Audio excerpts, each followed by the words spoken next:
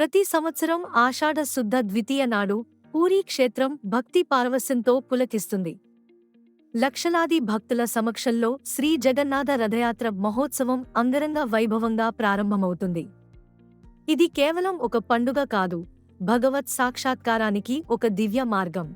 ఈ పవిత్ర యాత్రలో శ్రీ జగన్నాథుడు, బాలభద్రుడు, సుభద్రాదేవి తమ తమ విశిష్ట రథాలపై ఆలయం నుండి గుండిచా మందిరానికి బయలుదేరుతారు. ఈ ప్రస్థానం భక్తుల హృదయాల్లో ఆనందాన్ని, ఆధ్యాత్మిక భావనను నింపుతుంది. ప్రతి అడుగు భగవంతుని సన్నిధికి చేరువ చేస్తుంది. శ్రీ జగన్నాథుని రథం పేరు నందిఘోష. ఇది ఎరుపు, పసుపు రంగులతో శోభాయమానంగా ఉంటుంది. 16 చక్రాలతో అత్యంత భారీగా నిర్మించబడిన ఈ రథం భగవంతుని వైభవాన్ని చాటుతుంది. దీనిని దర్శించడం జన్మజన్మల పుణ్యఫలం. బాలభద్రుని రథం పేరు తలధ్వజ.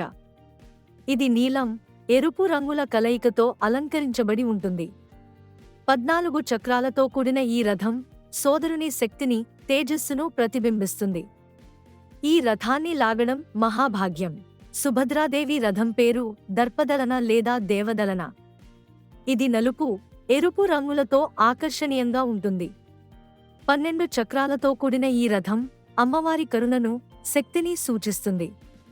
ఈ రథయాత్రలో పాల్గొనడం మోక్షదాయకం. లక్షలాది మంది భక్తులు జయ జగన్నాథ అంటూ ఈ రథాలను స్వయంగా లాగుతూ భక్తిరసంతో కరిగిపోతారు.